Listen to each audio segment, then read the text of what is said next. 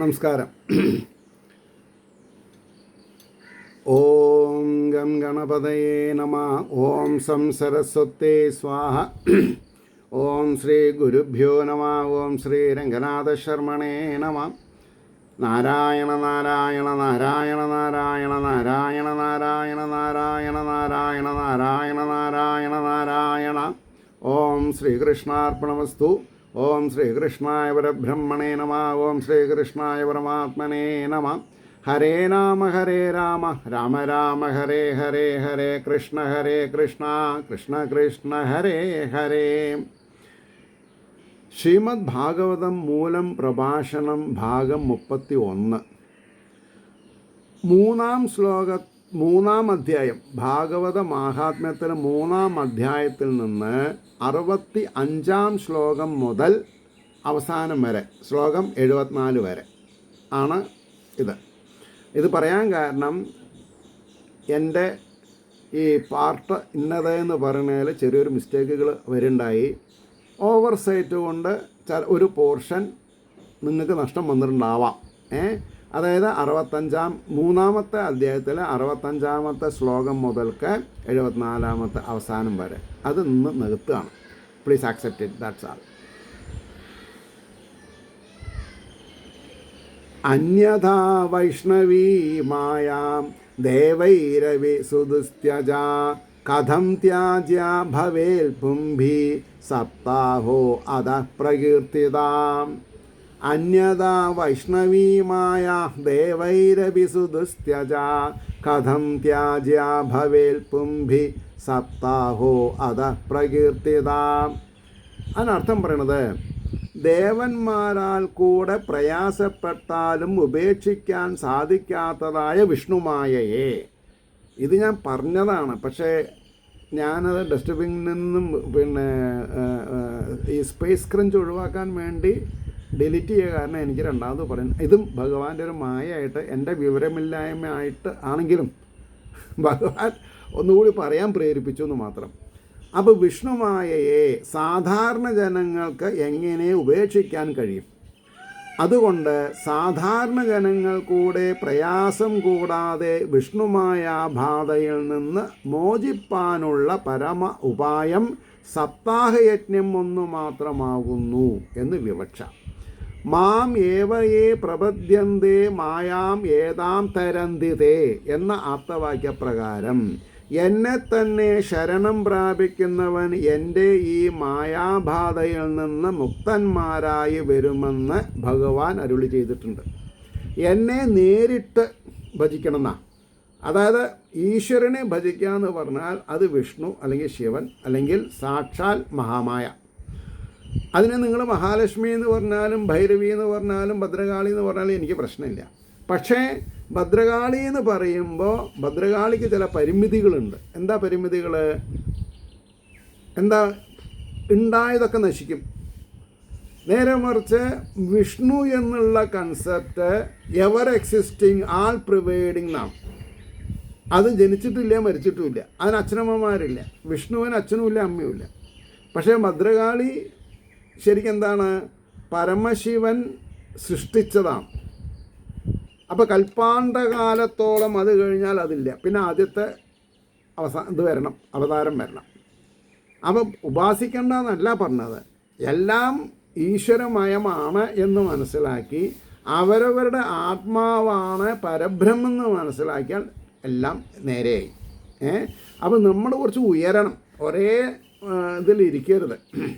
ഈ കള്ളും കോഴിയും കഴിക്കാൻ വേണ്ടിയിട്ടുള്ള ഒരു ഉപാസന ആവരുത് എന്ന് ഞാൻ ധൈര്യമായിട്ട് പറയും. മനസ്സിലായില്ലേ? ഞാനും കടപ്പുറമ്പത്ത് കാവലമ്മയുടെ ദാസനാണ്. ഞാൻ അവിടുത്തെ എന്താണെന്നാ പറയുക, ആ തട്ടകത്തെയാണ്.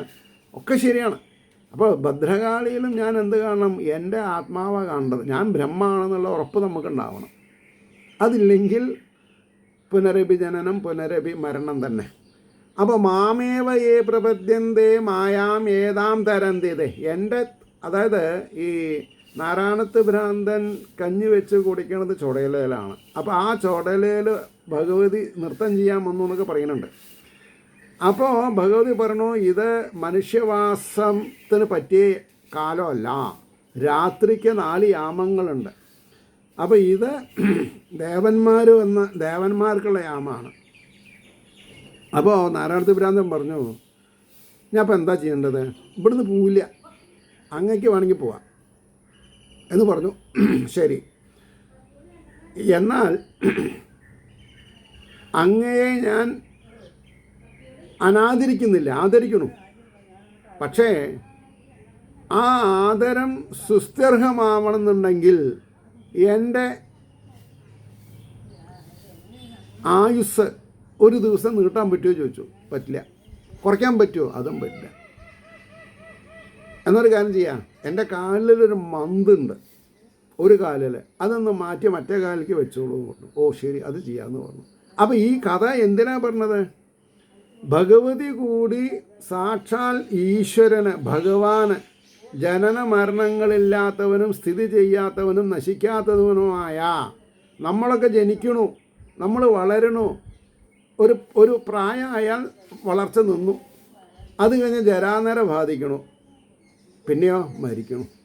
അപ്പോൾ ഭഗമുള്ളവൻ, അതായത് ഈ 6 അവസ്ഥാഭേദങ്ങളില്ലാത്തവരാണ് ഭഗവാൻ.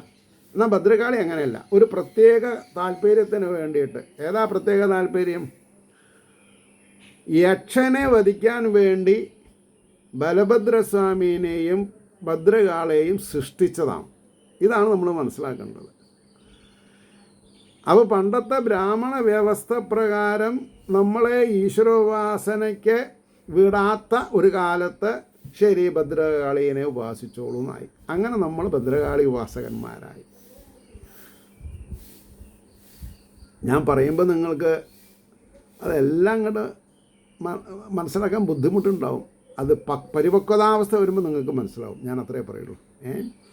അപ്പോൾ ഇവിടെ എന്താ പറഞ്ഞത്? ഈ ഭാഗവതം ഭഗവാന്റെ വാഗ്മയീ മൂർത്തിയാകയാൽ ഇതിനെ ശരണം പ്രാപിക്കുന്നതാണ് ഉത്തമം എന്ന് അറിഞ്ഞുകൊള്ളണം എന്നാ. ദാറ്റ് ഈസ് അവർ ഡ്യൂട്ടി, അറിയണം എന്നുള്ളത്. സൂതാവാച 66-ാമത്തെ ശ്ലോകം.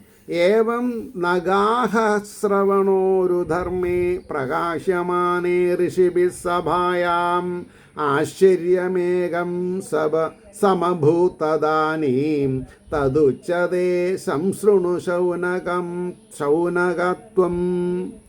ഏവം നഗാഹശ്രവണോരുധർമ്മേ പ്രകാശ്യമാനേ ഋഷിഭിः സഭായാം ആശ്ചര്യമേകം സമഭൂതദാനീം തദുച്യതേ സംശൃണു ശൗനകത്വം.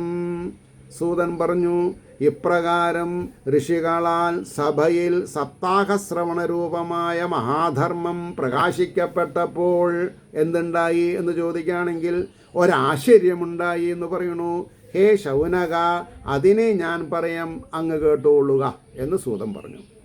67-ാമത്തെ ശ്ലോകം.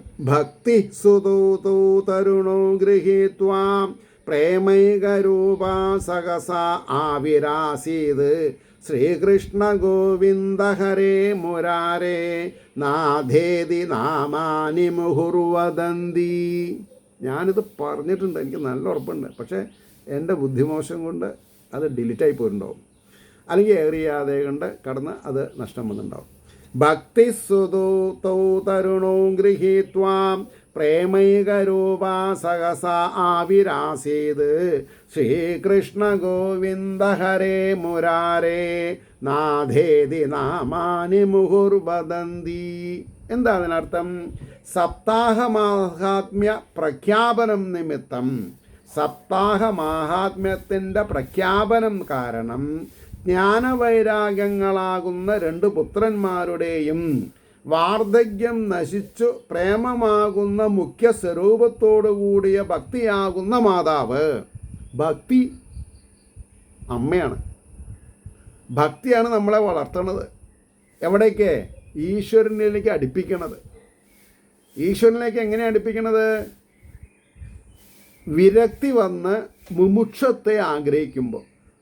അപ്പോൾ എല്ലാ മക്കളും ഒരേപോലെ ആവില്ല, ചില മക്കൾ അവിടേക്ക് എത്തുന്നില്ല എന്ന് മാത്രം. അപ്പോൾ പ്രേമമാകുന്ന മുഖ്യ സ്വരൂപത്തോടു കൂടിയതാണ്. ഇതെനിക്ക് അർത്ഥം പറയാണ്ടിരിക്കാനും പറ്റില്ല. പ്രേമമില്ലാത്തതൊക്കെ വഴിപാടാണ്. ഇപ്പോൾ മകൻ വേണേന്ന് പ്രാർത്ഥിക്കുന്ന ആൾക്കാർക്ക് മകനോടാണ് പ്രേമം, ഈശ്വരനോടല്ല. അവിടെയാണ് പ്രശ്നം. ഈശ്വരനോടാണ് പ്രേമം വേണ്ടത്. കാരണം ഭക്തി പ്രേമസ്വരൂപയാണ്. അപ്പോൾ അച്ഛനെ അച്ഛന് മരുന്ന് കൊടുക്കുക, അമ്മയ്ക്ക് മരുന്ന് കൊടുക്കുക, അല്ലെങ്കിൽ അച്ഛന് ആഹാരം കൊടുക്കുക, അത് പ്രേമത്തോടു കൂടിയിട്ടാവണം. കലഹം കഴിഞ്ഞ ഭർത്താവും ഭാര്യയും ടിൽ വാട്ട് എക്സ്റ്റെൻറ്റ് നമുക്ക് പറയാം. അവിടെയാണ് പ്രശ്നം. ആ പ്രേമം സദാസമയത്തുണ്ടായാൽ അത് ലൗകികമല്ല, അലൗകികമാണ്, ആധ്യാത്മികമാണ് ഈ സ്നേഹം എന്നുള്ളത് മനസ്സിലാക്കണം. ശാരീരികമല്ല. It is a mental state of mind. ഈശ്വരനെ പ്രാപിക്കാനുള്ള ധൃതിക്കാണ് പ്രേമം എന്ന് പറയുക. അതാണ് സ്നേഹം ഘനീഭവിച്ചതാണ് പ്രേമം എന്ന് പറയും. ഈ ടെക്നിക്കാലിറ്റി അറിഞ്ഞവനെ മറ്റുള്ളവരെ അറിയിക്കാൻ പറ്റുള്ളൂ. പ്രേമത്തിനെ പറ്റി മുട്ടത്ത് വർക്കിയുടെ പ്രേമല്ലേ നല്ലത് എന്ന് വിചാരിച്ചാൽ എനിക്കൊന്നും പറയാനില്ല. അതുകൊണ്ടാണ് പറഞ്ഞത്, പ്രേമമാകുന്ന മുഖ്യ സ്വരൂപത്തോടു കൂടിയ ഭക്തിയാകുന്ന മാതാവ് യുവാക്കന്മാരായ ആ 2 പുത്രന്മാരോട് കൂടെ ചേർന്ന് ഹേ കൃഷ്ണ, ഹേ ഗോവിന്ദ, ഹേ ഹരേ, ഹേ മുരാരേ, ഹേ നാഥ എന്ന നാമങ്ങളെ വീണ്ടും വീണ്ടും ഉച്ചത്തിൽ ഉച്ചരിച്ചും കൊണ്ട്, നിങ്ങളിൽ എത്ര പേർക്ക് ഉച്ചത്തിൽ ഉച്ചരിക്കാൻ സാധിക്കും? ഒരമ്പലത്തിൽ പോയിട്ട്, ഗുരുവായൂർ പോയിട്ട് ഹേ നാഥ, ഹേ മുരാരേ, ഹേ ഗോവിന്ദ, ഹേ കേശവ എന്ന് ആർക്ക് എത്ര ഉറക്കെ പറയാൻ പറ്റും? ഉറക്കെ പറയാൻ പറ്റുമോ? നിങ്ങൾ ഭക്തി പ്രസ്ഥാനത്തിലേക്ക് കാല് വെച്ചു എന്ന് ഞാൻ പറയാം. ഞാനല്ല, നിങ്ങളുടെ ഉള്ളിലുള്ള ഈശ്വരൻ അങ്ങനെ പറയും. ഒക്കെ എൻ്റെ മനസ്സിലുണ്ട്, അവരുടെ യാതൊരു കാര്യമില്ല. ഈ മനസ്സിലുള്ളത് അതിനൊരു കഥയുണ്ട്. പണ്ടൊക്കെ ഈ ചായക്കുറി വയ്ക്കുക പറഞ്ഞൊരു സമ്പ്രദായമുണ്ട്. 2 റുപ്യ 3 റുപ്യയ്ക്ക് അന്ന് കൊടുക്കുക. അത് ആരാ കൊടുക്കുക? ആരുടെങ്കിലും നിന്ന് 10 റുപ്യ വാങ്ങിയിട്ടുണ്ടാവും. അത് പിരിക്കാനാണ് ഈ ചായക്കുറി. അപ്പോൾ ഒരാൾ ചായക്കുറി വെച്ചു, വൈകുന്നേരം നോക്കുമ്പോൾ തൻ്റെ അളിയനെ കണ്ടില്ല. അളിയനും കുറച്ച് കാശ് തരാനുണ്ട്, 1 രൂപയെങ്കിലും തരായിരുന്നു. അപ്പോൾ അളിയൻ വന്നു, എന്താ അളിയാ കണ്ടില്ലല്ലോ ചോദിച്ചു. ഒക്കെ മനസ്സിലുണ്ട് പറഞ്ഞത്. അങ്ങനെ മനസ്സിൽ ഉണ്ടെന്ന് പറഞ്ഞുകൊണ്ട് കാര്യമായില്ല. അത് എക്സ്പ്രസീവ് മോഡിലേക്ക് വരണം. അത് സമൂഹത്തിനോടുള്ള പ്രതിബദ്ധത, കുട്ടികളോടുള്ള പ്രതിബദ്ധതയല്ല. കുട്ടികളെ വളർത്തുമ്പോൾ കുട്ടികളെ ശിക്ഷിക്കണം. അവിടെ സ്നേഹം ഹൈഡ് ചെയ്യണം. ശരിക്കും എത്ര സ്നേഹമുണ്ട് എന്നുള്ളത് പറയാൻ പാടില്ല, കാണിക്കാൻ പാടില്ല. കാരണം എന്താ? അവർ ഉത്തരവാദിത്വമുള്ളവരാവില്ല. അതന്നെ, അല്ലാണ്ടൊന്നുമില്ല. അപ്പോൾ ഈ കഥകളും ഉപദേശങ്ങളൊക്കെ എന്തിനു വേണ്ടിയിട്ടാണ്? അവരവർ നന്നാവാൻ വേണ്ടിയിട്ടാണ്. അപ്പോൾ ഇവിടെ പറഞ്ഞു, പിന്നെ ഈ ഹേ കൃഷ്ണ, ഹേ ഗോവിന്ദ, ഹേ ഹരേ, ഹേ മുരാരേ, ഹേ നാഥ എന്ന നാമങ്ങളെ വീണ്ടും വീണ്ടും ഉച്ചത്തിൽ ഉച്ചരിച്ചും കൊണ്ട് പെട്ടെന്ന് ആ സഭയിൽ പ്രത്യക്ഷയായി ഭവിച്ചു. ആരെ? ഭക്തി. നാമസങ്കീർത്തനം ഭക്തി സ്വരൂപമാണെന്ന് സൂചിപ്പിച്ചിരിക്കുന്നു. നിങ്ങൾ യൂട്യൂബിൽ എയർ ചെയ്യുന്ന ഓരോ കീർത്തനങ്ങളും എന്തായിരിക്കണം? ഭക്തി സ്വരൂപമാണ്. അപ്പോൾ സ്പീഡ് കമ്മിയാക്കുക, കേൾക്കുന്നവർക്ക് കേൾവി സുഖം, ആനന്ദം പ്രദാനം ചെയ്യണം, അർത്ഥം അറിഞ്ഞൊരു ഭാവം വേണം എന്നൊക്കെ എനിക്ക് പറയാതിരിക്കാൻ പറ്റില്ല.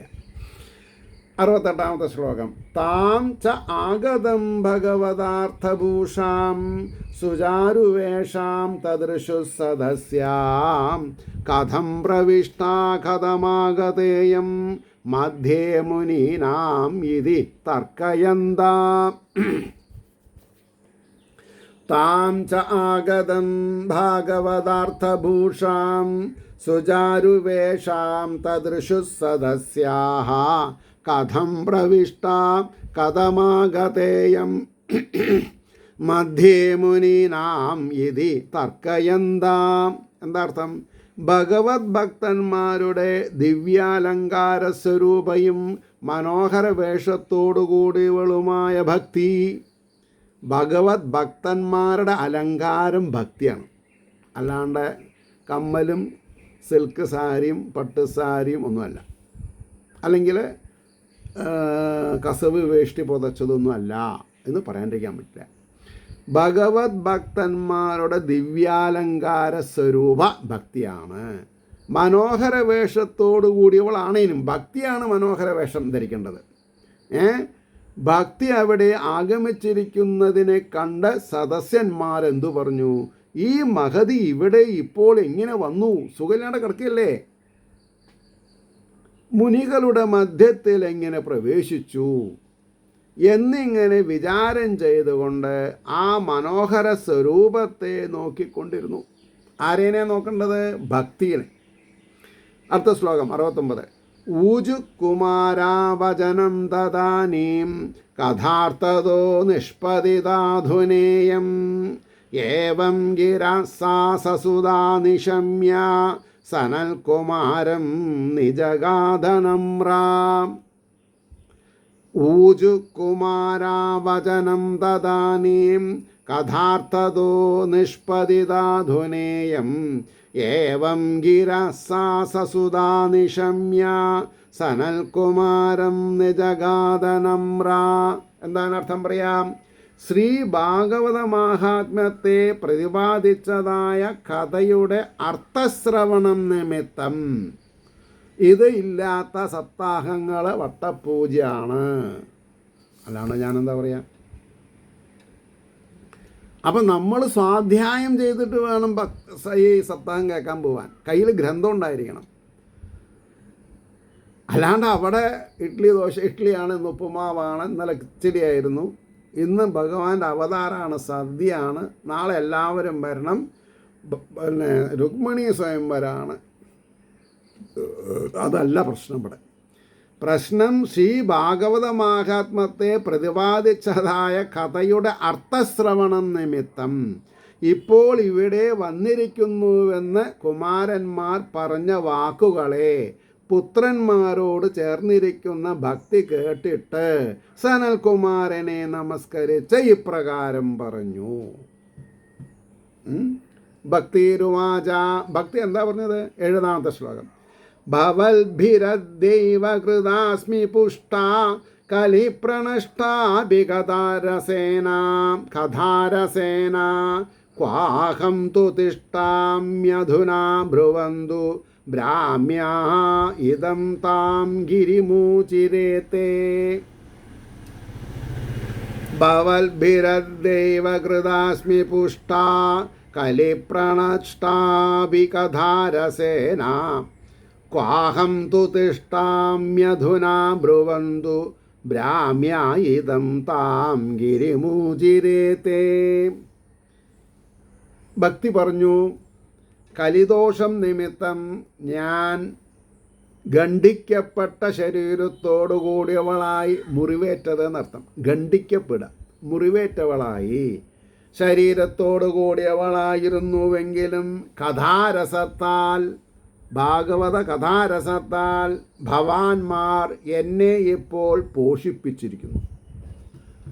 ഭക്തി പോഷിപ്പിക്കലാണ് ആചാര്യൻ്റെ കടപ്പാട്. നിങ്ങൾ സ്വീകരിച്ചാൽ നന്ന്, വിനീതമായിട്ട് പറയണം. അപ്പോൾ ഞാനും എൻ്റെ പുത്രന്മാരും എവിടെയാണ് ഇരിക്കേണ്ടത് എന്ന് ഭവാന്മാർ പറയണം. എന്ന് പറഞ്ഞാൽ നിങ്ങളുടെ മനസ്സിൽ, നിങ്ങളുടെ ഓരോരുത്തരുടെ മനസ്സിലും നിങ്ങളിൽ ഭക്തി, ജ്ഞാനം, വൈരാഗ്യം എവിടെ ഇരിക്കണമെന്ന് നിങ്ങളാണ് തീരുമാനിക്കാൻ. വേഷഭൂഷണത്തിൽ മതിയോ അല്ല അവരവരുടെ ഹൃദയത്തിൽ വേണോ ഭക്തി, ജ്ഞാനം, വൈരാഗ്യം? You decide.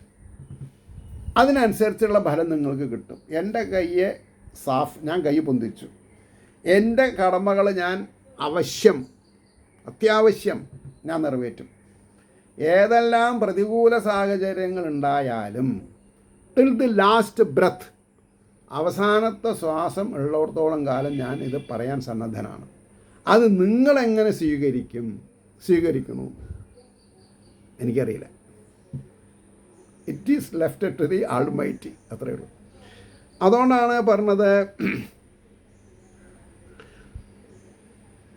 കലിദോഷം നിമിത്തം ഞാൻ ഖണ്ഡിക്കപ്പെട്ട ശരീരത്തോടു കൂടിയവളായിരുന്നുവെങ്കിലും കഥാരസത്താൽ ഭവാന്മാർ എന്നെ ഇപ്പോൾ പോഷിപ്പിച്ചിരിക്കുന്നു. ഞാനും എൻ്റെ പുത്രന്മാരും എവിടെയാണ് ഇരിക്കേണ്ടതെന്ന് ഭവാന്മാർ പറയണമെന്ന് ചോദിച്ചതിനെ കേട്ട് ബ്രഹ്മപുത്രന്മാരായിരിക്കുന്ന സനൽകുമാരാദികൾ ഇങ്ങനെ പറഞ്ഞു. എന്താ പറഞ്ഞത്? ശ്ലോകം 71. ഭക്തേഷു ഗോവിന്ദസ്വരൂപധർത്രീ പ്രേമൈകകർത്രീ ഭവരോഗഹന്ത്രീ സാത്വം ച തിഷ്ടസ്വസുധൈര്യസംശ്രയാം നിരന്തരം വൈഷ്ണവമാനസാനി. ഭക്തേഷു ഗോവിന്ദസ്വരൂപധർത്രീ പ്രേമൈകകർത്രീ ഭവരോഗഹന്ത്രീ സാത്വം ച തിഷ്ടസ്വസുധൈര്യസംശ്രയാ നിരന്തരം വൈഷ്ണവമാനസാനി. അപ്പോൾ ഭക്തിയോട് ബ്രഹ്മാവിൻ്റെ മാനസപുത്രന്മാരായിരിക്കുന്ന സനകാദി ഋഷീശ്വരന്മാർ പറയണു. ഭക്തിയുടെ വൈഭവത്തെ പ്രശംസിച്ചുകൊണ്ട് സനകാദികൾ സ്ഥാനത്തെ നിർദ്ദേശിക്കുന്നു. ഹരിദാസന്മാരിൽ ഹരിയുടെ ദാസന്മാരാവണം നമ്മൾ. ആരാ ഹരി? ശ്രീഹരി മഹാവിഷ്ണുവിൻ്റെ ദാസന്മാരാവണം. അതൊരു ഈ ഹൈവേ കൂടെ വാഹനം ഓടിക്കണമെങ്കിൽ ഫാസ്റ്റ് ട്രാക്ക് പറഞ്ഞിട്ട് എന്തോ ഒരു പരിപാടി ഉണ്ടല്ലേ, കാശ് കൊടുത്ത് ഒരു പിന്നെ കടലാസ് ഇങ്ങനെ ഒട്ടിച്ചാൽ അവരുടെ കമ്പ്യൂട്ടറിൽ അറിയാം, അവിടെ നിന്ന് മുഷിയാണ്ട് കഴിയും. സംസാര സാഗരത്തിൽ നിന്ന് മുഷിയാണ്ട് കഴിയും. സംസാരം മുമുക്ഷത്വത്തിലേക്ക് നമ്മളെ അടുപ്പിക്കും. ആരായാൽ? ഹരിദാസന്മാരായ. അപ്പോൾ ഹരിദാസന്മാരിൽ ശ്രീ ഗോവിന്ദ രൂപത്തെ ധരിക്കുന്നവളും, ഗോവിന്ദൻ എന്ന് പറഞ്ഞിട്ടുണ്ടെങ്കിൽ ജ്ഞാനികളെന്നർത്ഥം. ജ്ഞാനികളെ ധരിക്കുന്നവളും പ്രേമത്തെ മാത്രം ജനിപ്പിക്കുന്നവളും. ഭക്തി ആരാ? പ്രേമത്തെ ജനിപ്പിക്കുന്നവളാണ്. ജന്മമരണ പ്രവാഹരൂപമായ സംസാര രോഗത്തെ ഹനിക്കുന്നവളുമായ ഭക്തി ആരാ? അവരവരുടെ ജനിക്കുക മരിക്കുക കാലചക്രപ്രവാഹത്തിൽപ്പെട്ട് കഷ്ടം അനുഭവിക്കുന്നവരെ രക്ഷിക്കുന്നവളാണ്. ഭക്തി ഉണ്ടായാൽ ഭക്തി രക്ഷപ്പെടുത്തും, ഇല്ലെങ്കിലോ അഗാധ ഗർത്തത്തിൽ നമ്മൾ പോകും. അപ്പോൾ അമ്പലത്തിൽ പോകണതിൻ്റെ ഉദ്ദേശം എന്താ? ഇല്ലാത്തത് ഉണ്ടാവാനല്ല. ഇല്ലാത്തത് ഉണ്ടാവണമെങ്കിൽ നന്നായിട്ട് അധ്വാനിക്കണം. അധ്വാനത്തിന് ഫലം കാണുന്നില്ലെങ്കിൽ അതിന് കാരണം ജന്മാന്തര ദോഷമാണ്. ആ ജന്മാന്തര ദോഷം മാറാനാണ് ഭാഗവതം പഠിക്കണമെന്നെങ്കിലും നമ്മൾ മനസ്സിലാക്കണം. അല്ലാണ്ട് എനിക്ക് വേണ്ടിയിട്ടല്ല ആയിരിക്കരുത്.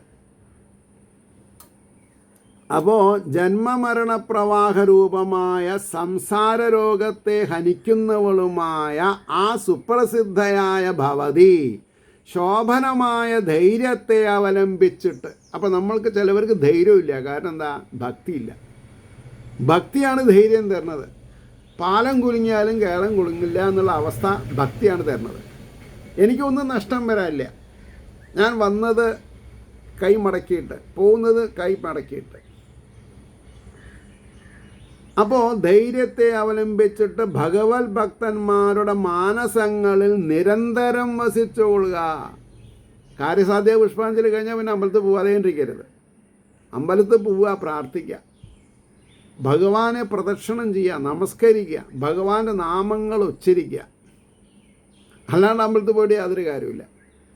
അപ്പം നിരന്തരം വസിച്ചുകൊള്ളുക. ഭഗവതിയുടെ വാസനിമിത്തം നിറഞ്ഞിരിക്കുന്ന ആ മാനസങ്ങളിൽ ഇതര വൃത്തികൾക്ക് ഇരിപ്പാൻ സ്ഥലം കൊടുത്തിരിക്കത്തക്കവണ്ണം ഇടവിടാതെ. അതായത് തുച്ഛമായ കാര്യങ്ങൾ മനസ്സിനെ ബാധിക്കരുത്.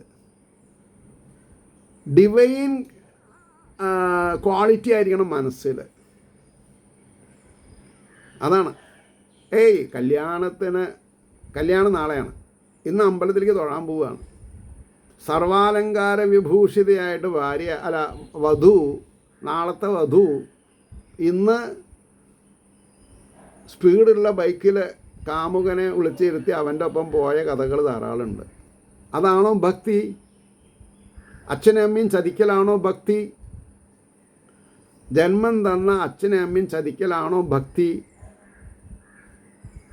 നമ്മുടെ ഇഷ്ടം എന്താ? നമ്മുടെ ഇഷ്ടം ഈശ്വരനെയല്ലേ ഇഷ്ടപ്പെടേണ്ടത്? അതാണ് പറഞ്ഞത്, ഇതര വൃത്തികൾക്ക് ഇരിപ്പാൻ സ്ഥലം കൊടുക്കാതിരിക്കത്തക്കവണ്ണം ഇടവിടാതെ വസിക്കുക. ദുഃഖത്തിന് സ്ഥാനം കൊടുക്കാതെ കണ്ട് ഭക്തിനെ നമ്മുടെ ഹൃദയപത്മത്തിൽ സ്ഥാപിക്കേണ്ടത് അവരവരാണ്. അവരവരുടെ ഹൃദയപത്മത്തിൽ ഭക്തിനെ ഇരുത്തണം. അതിനാണ് ഹരിദാസന്മാരാവണം എന്ന് പറയാൻ കാരണം.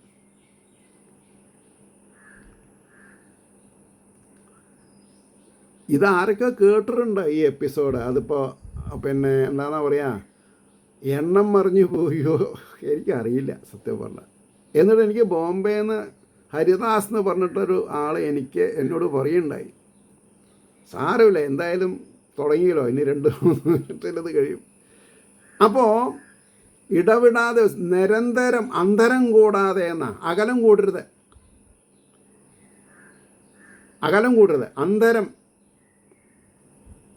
അന്തരം കൂടുക. എനിക്ക് തീർക്കാൻ വയ്യ ഇതിൻ്റെ അർത്ഥം ആലോചിക്കുമ്പോൾ അല്ലേ.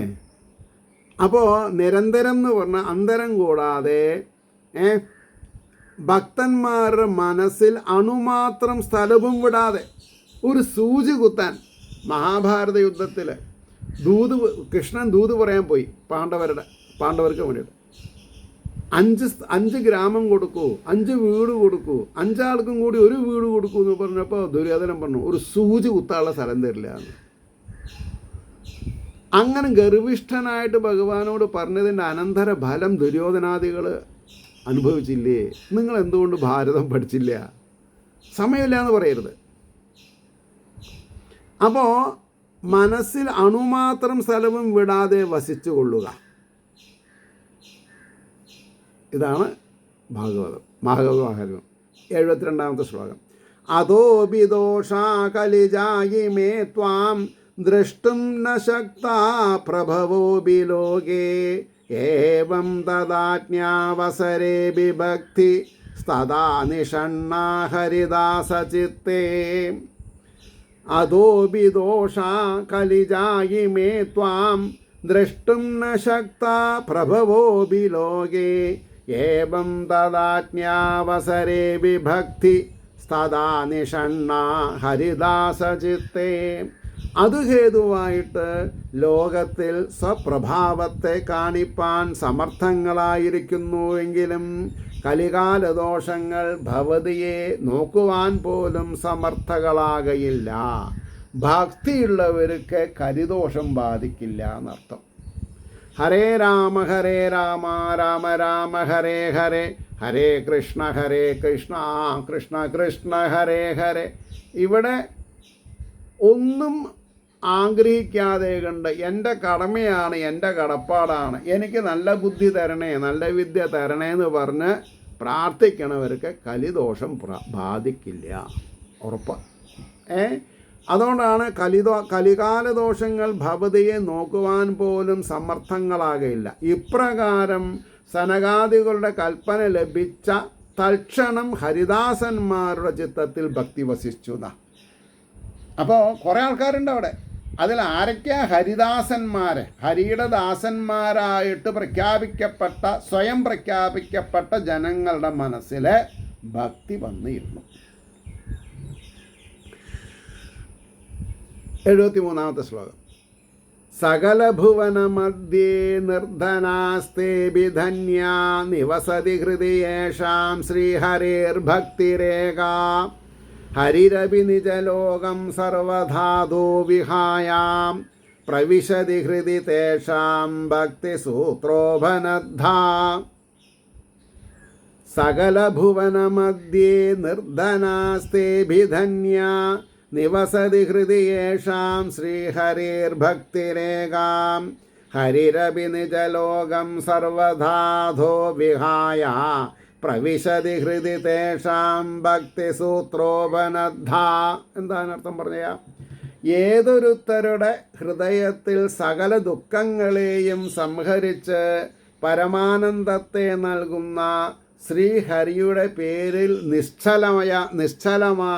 നിശ്ചലയായ ഭക്തി ശ്രീഹരിയുടെ പേരിലാണ് നിശ്ചലയാവുന്നത്. അപ്പോൾ ശ്രീഹരി ശ്രീഹരി എന്ന് ഭജിക്കാത്തവർക്ക് ഭക്തി ഉണ്ടാവില്ല. അപ്പോൾ കാര്യസാധ്യ പുഷ്പാഞ്ജലിയുടെ മറക്കൂ. കാര്യസാധ്യ ഭക്തി നമ്മൾക്ക് തരും. എങ്ങനെയായാൽ ശ്രീഹരിയിൽ ഭക്തി ഉണ്ടാവണം, കടമകൾ നിറവേറ്റുന്നവരാവണം. കടമകൾ നിറവേറ്റാത്തവർ ശ്രീഹരി എന്ന് പറഞ്ഞ കാര്യമില്ല. അത് പാത്രം കമത്തി വെച്ച് വെള്ളമൊഴിക്കണ ഓട്ടത്തിലാവും.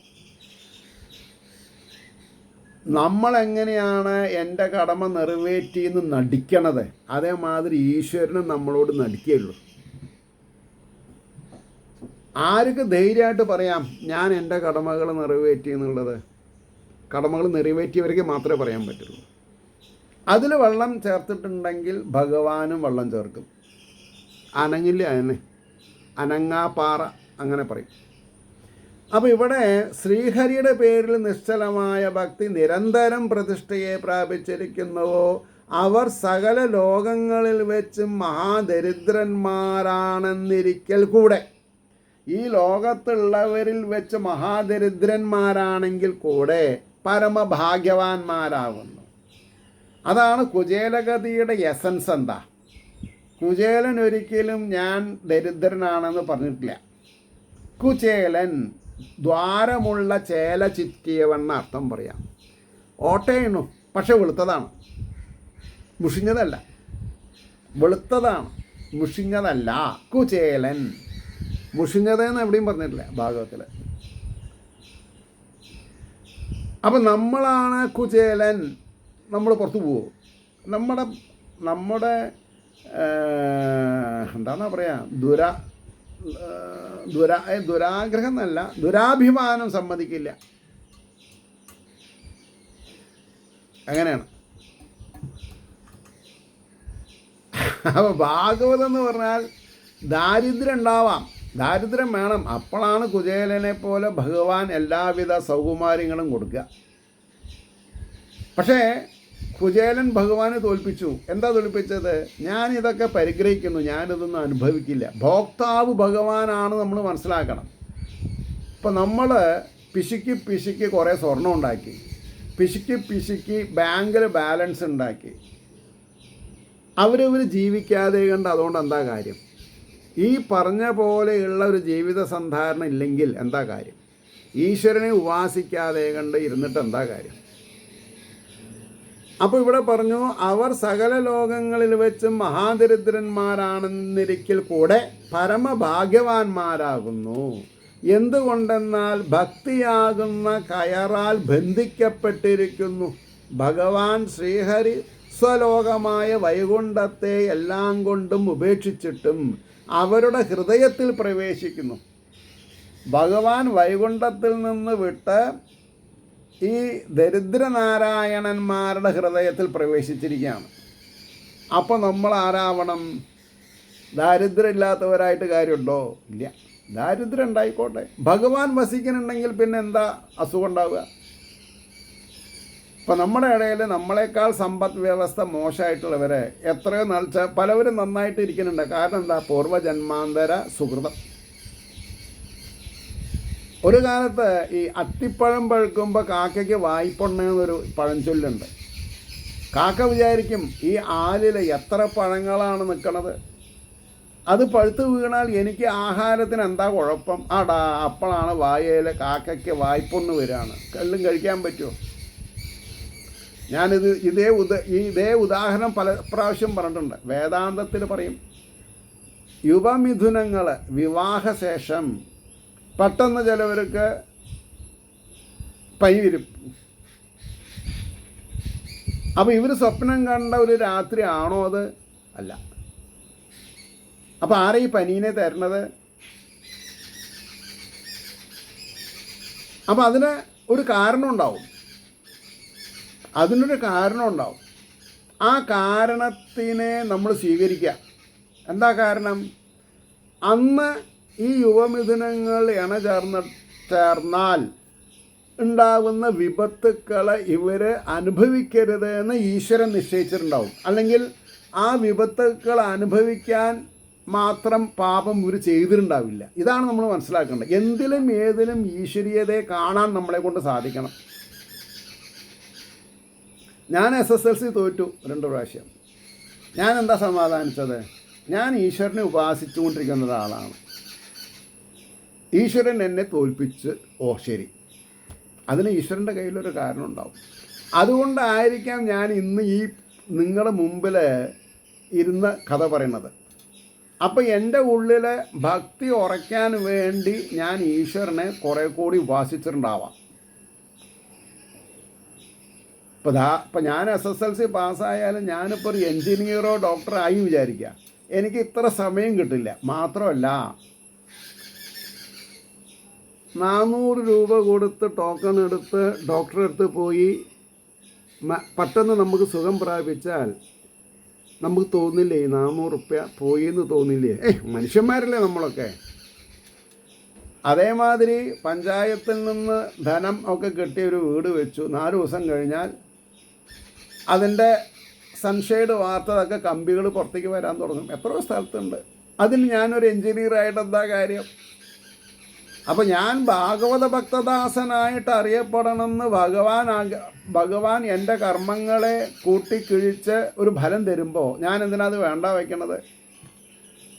ഈ ഒരു സുതാര്യത നമ്മൾ മനസ്സിലാക്കിയാൽ മതി, നമ്മൾ രക്ഷപ്പെടാം. അപ്പോൾ ഇവിടെ എന്താ പറഞ്ഞത്?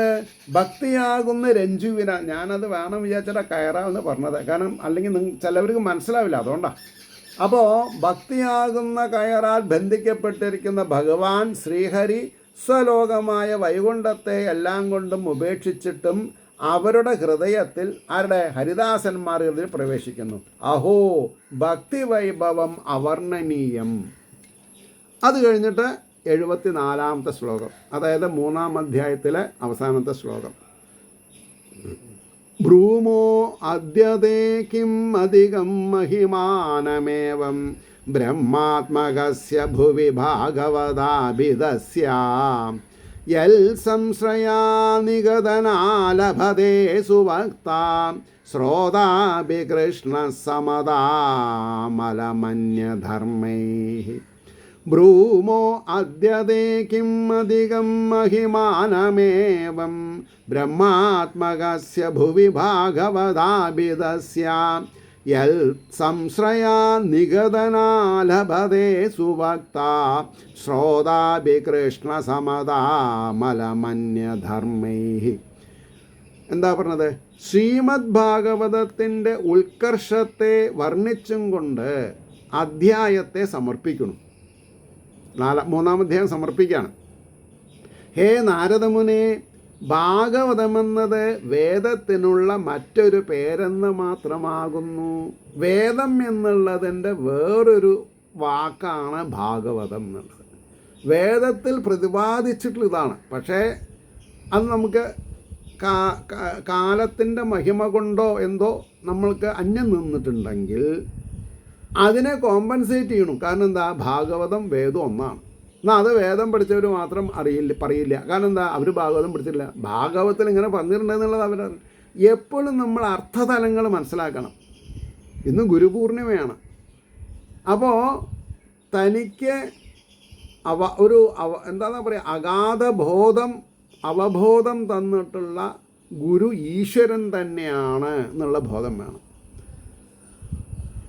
ആ ഗുരുവിനെ പ്രണമിച്ചും കൊണ്ട് നമ്മൾ ഭാഗവതത്തിനെ സ്വാംശീകരിക്കാൻ തുടങ്ങിയാൽ ഭഗവാൻ കൃപാലുവാണ്. ഭഗവാൻ നമ്മൾക്ക് കൃപ കാണിച്ച് അത് മനസ്സിലാക്കി തരാതെ ഇരിക്കില്ല. അതുകൊണ്ടാണ് ഹേ നാരദമുനെ, ഭാഗവതം എന്നത് വേദത്തിനുള്ള മറ്റൊരു പേരെന്ന് മാത്രമേ ഉള്ളൂ. അതിൻ്റെ മഹിമയെ ഞങ്ങൾ അങ്ങയോട് അധികം എന്തിനായിട്ട് പറയുന്നു? അങ്ങക്കറിയാം, ഭൂലോകത്തിലുള്ള ഏതൊരുവൻ അതിനെ സാദരം സേവിക്കുന്നുവോ, ഭൂലോകത്തിലെ ഏതൊരു വ്യക്തിയും ഭാഗവതത്തെ ആദരവോടുകൂടി സേവിക്കുന്നുവോ, ഉച്ചരിക്കുന്നുവോ, ഭക്തിപൂർവം വ്യാഖ്യാനിക്കുന്നുവോ, കേൾക്കുന്നുവോ, ഇവരെല്ലാവരും ആനന്ദസ്വരൂപനായ ശ്രീകൃഷ്ണൻ്റെ സാദൃശ്യത്തെ പ്രാപിക്കുന്നു. ഈ സാദൃശ്യം എന്നുള്ളതാണ് ആനന്ദസ്വരൂപന്മാരായി തീരാണ് നമ്മൾ. ആനന്ദസ്വരൂപന്മാരായി തീരാം. അപ്പോൾ ശ്രീകൃഷ്ണൻ്റെ സാദൃശ്യത്തെ പ്രാപിക്കുന്നു, ആനന്ദസ്വരൂപന്മാരായി ഭവിക്കുന്നു. കാരണം ഭഗവാൻ ആനന്ദസ്വരൂപനാണ്. ആത്മാനന്ദം അനുഭവപ്പെടുത്തുവാൻ ഇത്ര ശക്തി മറ്റൊരു ധർമ്മത്തിന് ഇല്ലാത്തതിനാൽ, ഏതൊരു ശക്തി? ഭാഗവതം എന്ന ശക്തി, ഭക്തിയാകുന്ന ശക്തിക്ക് കഴിയും. അതിനെ നമ്മൾ സ്വീകരിച്ചാൽ മതി. അന്യധർമാനുഷ്ഠാനങ്ങൾ ആവശ്യമില്ല. അന്യധർമ്മ അനുഷ്ഠാനങ്ങൾ ആവശ്യമില്ല. ഭാഗവത സേവ കൊണ്ട് തന്നെ പരമപുരുഷാർത്ഥം പ്രാപിക്കും. എന്താ പുരുഷാർത്ഥം? പരമമായിട്ടുള്ളത് മോക്ഷം. ധർമ്മം, അർത്ഥം, കാമം, മോക്ഷം. ധർമാർത്ഥ കാമ മോക്ഷം പ്രാപിക്കും. ഇത് ശ്രീ പത്മപുരാണേ ഉത്തരഖണ്ഡേ ശ്രീമദ് ഭാഗവത മാഹാത്മ്യേ ഭക്തി കഷ്ടനിവർത്തനം നാമ തൃതീയോധ്യായ. ഈ അദ്ദേഹത്തിൻ്റെ പേരെന്താ? ഭക്തി കഷ്ടനിവർത്തനം. ഭക്തിയുടെ കഷ്ടത്തെ മാറ്റി നിവർത്തിക്കുക. ഇത്രയും പറഞ്ഞുകൊണ്ട് നിങ്ങൾക്കേവർക്കും ശ്രീഹരിയുടെ ദാസന്മാരായി തീരാനുള്ള പ്രവണത ഉണ്ടായിരിക്കട്ടെ എന്ന് ആത്മാർത്ഥമായി പ്രാർത്ഥിച്ചുകൊണ്ട് വാക്കുകൾ ചുരുക്കുന്നു. നമസ്കാരം. നാളെ കാണാം.